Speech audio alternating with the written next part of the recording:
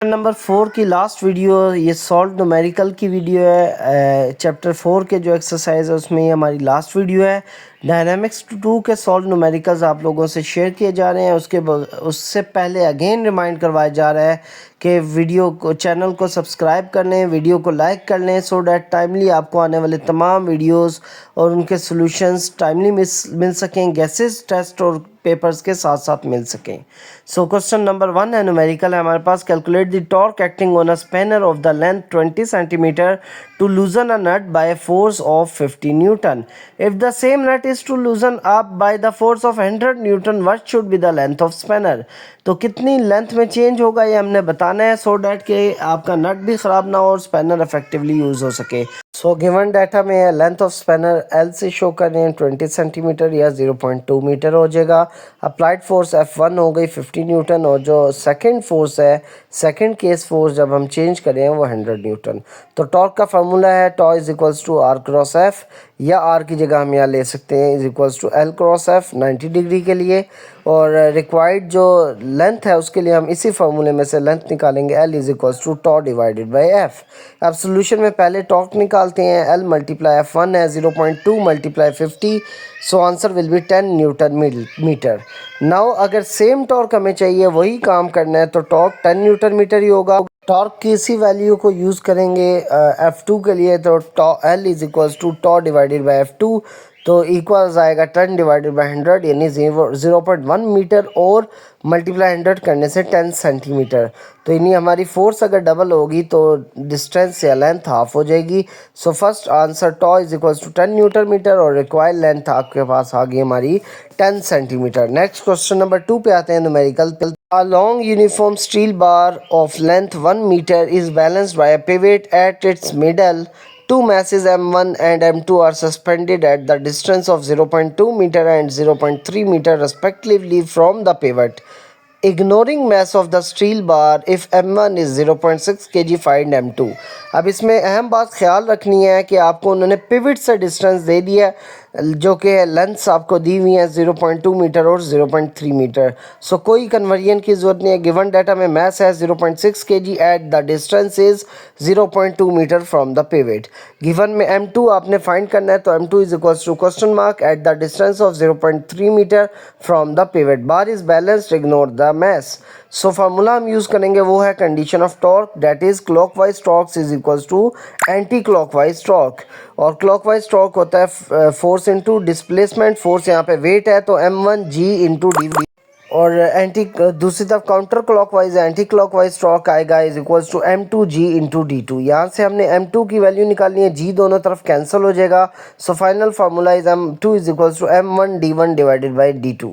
Values put करेंगे, M2 आ जाएगा 0.6 multiply 0.2 divided by 0.3, so answer will be 0.4 kg, that is with the mass of second object. So next question number 3 है आपके पास। Two masses, one is to 50 gram, second is 100 gram, are hanging at the position 65 centimeter and 80 centimeter respectively on the uniform meter rod. Pivoted at 50 centimeter mark as shown in the figure, where should be the mass of the 400 gram be positioned to balance the period? पहली बात तो ये बता दिया गया कि दो mess 100 ग्राम और 250 ग्राम एक साइड पे हैं, और हमें एक तीसरा मार्क्स वेट बैलेंस करना है, मैस बैलेंस करना है 400 ग्राम का, और दूसरा इसकी इस बार पिवट पोजीशन से डिस्टेंस नहीं दिए, सिंपल डिस्टेंस दिए हैं, तो हमें पिवट से निकालने पड़ेंगे। तो M1 जो कि 250 ग्राम है उसके पोजीशन X1 जो है 65 सेंटीमीटर है। तो डिस्टेंस फ्रॉम पिवट के लिए क्या करना है, जो भी वैल्यू दी हुई है -50 कर लें, तो D1 is equals to 65 minus 50 is 15 centimetre. M2 100 gram है, पोजीशन उसकी 80 सेंटीमीटर है, डिस्टेंस फ्रॉम द पिवट आ जाएगा 80 minus 50 is equals to 30 centimetre. Last में आपके पास है M3 जो कि 400 ग्राम है एट पोजीशन X, उसकी X पोजीशन को ही हमने फाइंड करना है, पिवट वही 50 सेंटीमीटर से है। अब फार्मूला जो इसमें वही टॉर्क वाला यूज़ होगा कि total clockwise torque equals to anti clockwise torque. तो जो दोनों मैस M1 और M2 हैं वो पिवट के लिहाज से क्लॉकवाइज डायरेक्शन में टॉर्क पैदा करेंगे, तो वो दोनों एक साइड पे आ जाएंगे। Torque 1 plus torque 2 is equals to torque 3। तो टॉर्क 1 का फार्मूला हो जाएगा M1G D1 plus M2G D2 is equals to M3G D3 की आ जाएगा 50 माइनस एक्स। दोनों तरफ से g कॉमन लेके कैंसिल आउट होने के बाद जो इक्वेशन यहाँ लिखी हुई है वो आपके पास आ जाएगी m1d1 plus m2d2 is equals to m3 into 50 minus x. So इस फॉर्मूले को यूज़ करके जब सोल्यूशन करेंगे m1d1 plus m2d2 is equals to left hand side solve करने से हमारे पास आ जाएगी 250 into 15 plus 100 into 30 is equals to सारा ऐड करने के बाद 6750 ग्राम। और नेक्स्ट ग्राम सेंटीमीटर, टॉर्क का यूनिट होता है केजी मीटर या gram centimetre. Right hand side को सॉल्व करेंगे m2 two into 50 minus x, वो आ जाएगा 6750 is equals to 400 into 50 minus X. यहाँ से x की वैल्यू निकालने के लिए 50 माइनस एक्स एक तरफ करेंगे, 6750 डिवाइडेड बाय 400 करने से 16.875 सेंटीमीटर आ गया। और x इज इक्वल्स टू आ जाएगा यहाँ से सिंप्लीफाई करने से 50 माइनस 16.875 इक्वल्स टू 33.125 सेंटीमीटर और 33.1 सेंटीमीटर लेफ्ट टू पिवट। ये डायरेक्शन शो कर रहा है क्योंकि इस फिगर के अकॉर्डिंगली वो लेफ्ट साइड पे आएगा। So answer is clear. Now question number 4 पे आते हैं। A car weighing 1200 kg enters a roundabout with a diameter of 60 metres at a speed of 25 kilometre per hour. Calculate the centripetal force acting on the car as it navigates the curve. यानी जब वो curve से गुजर रही है उसकी centripetal force निकालनी है। बहुत आसान इंपॉर्टेंट न्यूमेरिकल है। इसमें गिवन डाटा में मैथ है 1200 kg, डायमीटर दिया हुआ 60 मीटर, वहाँ से रेडियस निकाल लेंगे, डायमीटर को डिवाइड बाय 2 करके 30 मीटर आ जाएगा। स्पीड आपको 25 किलोमीटर पर आवर दी हुई है, मल्टीप्लाई 1000 डिवाइडेड बाय 3600 करने से 6.94 metre per second is the answer.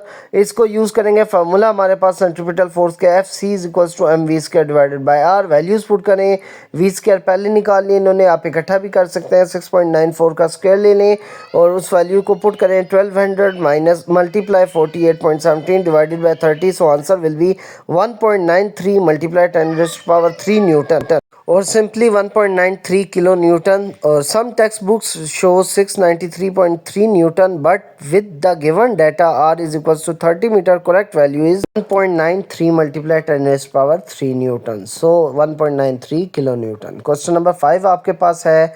A geostationary satellite revolves around earth in an orbit of radius 42,000 kilometre. Find the orbital speed of the satellite at this height. तो orbital speed दी हुई है आपको, और sorry orbital radius दिया हुआ है r is equals to 42,000 kilometre और 4.2 multiply 10⁻7, 3 zeros का और 3 किलो का, तो 6 हो गए और 1.2 के पहले ले आए तो 4.2 इंटू 10⁻7 मीटर। और टाइम पीरियड हमें पता है 24 घंटे होते हैं, 24 आवर को सेकंड्स में ले जाएंगे, मल्टीप्लाई 60 करने से 86,400 सेकेंड। इसको यूज़ करेंगे, फार्मूला ऑर्बिटल स्पीड का है v is equals to 2πr divided by T. Solution में वैल्यूज पुट करेंगे, 2 मल्टीप्लाई पाई की जगह 3.14 मल्टीप्लाई r आ गया 4.2 into 10⁻7 divided by 86,400। Answer will be 3.06 multiply 10⁻³ metre per second. और अगर इसे किलोमीटर में ले जाएं तो answer will be 3.06 kilometre per second. और सिंपली 3 सिग्निफिकेंट्स तक फिगर्स तक राउंड ऑफ करें तो 3.05 किलोमीटर पर सेकेंड आएगा। So thank you students, hope show कि आपको चैप्टर नंबर 4 के MCQs कॉन्सेप्चुअल क्वेश्चन जो कि एक इम्पोर्टेंट पॉइंट है प्रिपरेशन ऑफ एग्ज़ाम के लिए, और लास्टली न्यूमेरिकल्स, ये तीनों टॉपिक्स समझ आ गए हों। इनको एक बार ज़रूर प्रैक्टिस करें। अगेन जिन्होंने वीडियो को अभी तक कोई कमेंट नहीं किया, लाइक नहीं किया, लाइक करें, कमेंट करें और अपने दोस्तों के साथ शेयर करें। Best of luck students.